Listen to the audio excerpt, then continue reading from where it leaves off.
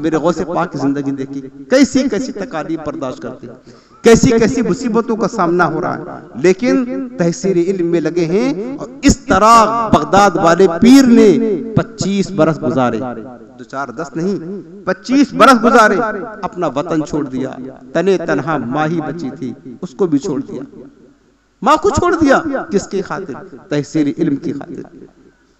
Baghdad के वीरानों में, जंगलों में, बयाबानों में, सहराओं में कभी नंगे पैर जा रहे हैं तो धूप चिलमिलाती धूप है, कभी बारिश है, कभी सख्त सर्दियां हैं, ये सारी मुसीबतें गौसे आजम बर्दाश्त कर रहे हैं, मुजाहिदात कर रहे हैं, लेकिन तहसील इल्म का शौक देके, जज्बा देके कि गौसे पाक इल्म के मामले में आगे बढ़ते जा रहे हैं, बढ़ते जा रहे हैं, बढ़ते जा रहे हैं। तो हमें भी चाहिए अपने बगदाद वाले शहंशाह के नक्शे कदम पर चलते हुए प्यारे कुछ न कुछ इल्म जरूर सीखना चाहिए। कम से कम उतना इल्म सीख ले जो आप पर सरकारी दो जहां ने फर्ज और लाजिम करार दिया, जिसके बगैर हमें पकड़ होगी, पूछ होगी हमारी, हमने क्यों नहीं सीखा। लिहाजा इस राह में आप कोशिश करें। उसके बाद बगदाद वाले शहंशाह, अब देखिए जो मुशक्कतें, तकालीफ, मुसीबतें बर्दाश्त की, भूख और प्यास की सऊबतें और फाका कशी की सऊबतें सरकार बगदाद ने बर्दाश्त की। हुजूर गौसे पाक फरमाते हैं कि गुर्बत का जमाना था, अहले बगदाद की एक जमात जो इल्म हासिल करने में मसरूफ थी, लेकिन बज़ाहिर खाने पीने का इंतजाम उनके पास कुछ ना था, फाका कशी करते, इल्म सीखते। गौसे पाक फरमाते उनका मामूल ये था कि जब अनाज कटने का दिन आता, फसल तैयार हो जाती, तो वो जो अहले इल्म की एक जमात जो इल्म सीखने में मसरूफ होती, फिर वो देहातों में वहां जहां पर गल्ला पैदा होता, फसलें बोई जाती, वहां निकल जाती और वहां से गल्ला वसूल करके लाते, उससे अपने गुजर बसर का सामान करते। गौसे पाक फरमाते हैं कि एक बार ऐसा हुआ कि उन्होंने मुझसे कहा कि अब्दुल कादिर तुम भी हमारे साथ चलो और हम गल्ला वसूल कर लाएंगे ताकि हमारे गुजर बसर का सामान हो और हम आसानी के साथ इल्म दीन हासिल कर सके। हुजूर गौसे पाक फरमाते फिर मैं उनके साथ चल दिया।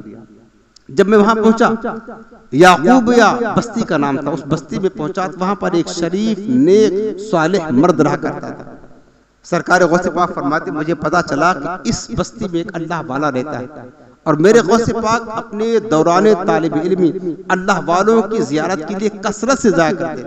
वो दो ही काम था, या तो एक तहसील इल्म और मुजाहिदात, और दूसरा वक्तन फोक्तन पता चलता फला मकाम पर कोई अल्लाह का वली है, कोई आलिम दीन है, कोई शेख है, सिर्फ उनकी जियारत के लिए गौसे पाक जाया करते थे। उन्हें पता चला कि इस बस्ती में कोई अल्लाह वाला है, उससे मिलने के लिए और उसकी जियारत के लिए गौसे पाक सरकार उसके पास तशरीफ ले गए। उसकी मुलाकात हुई, दौराने गुफ्तगू उसने एक जुमला कहा, उसने कहा कि तालिबाने हक जो राहे हक के मुसाफिर हैं, उन्हें ये ज़ेबा नहीं देता है कि अपना हाथ किसी के सामने फैलाए। बस ये जुमला कहा, गौसे पाक फरमाते ये मेरे दिल में उतर गया। हम अल्लाह का दीन पढ़ रहे हैं, रसूल पाक की विरासत का हिस्सा हमारे पास है, तलब इल्म और तहसील इल्म में मसरूफ है, तो क्या इसलिए हम अपना हाथ गैरों के हाथ सामने फैलाएं? गौसे पाक फरमाते जब मैं वहां से वापस आया ना, फिर मैं कभी भी पलट करके गल्ला वसूलने के लिए किसी के यहाँ नहीं गया, न किसी के सामने अपना हाथ फैलाया।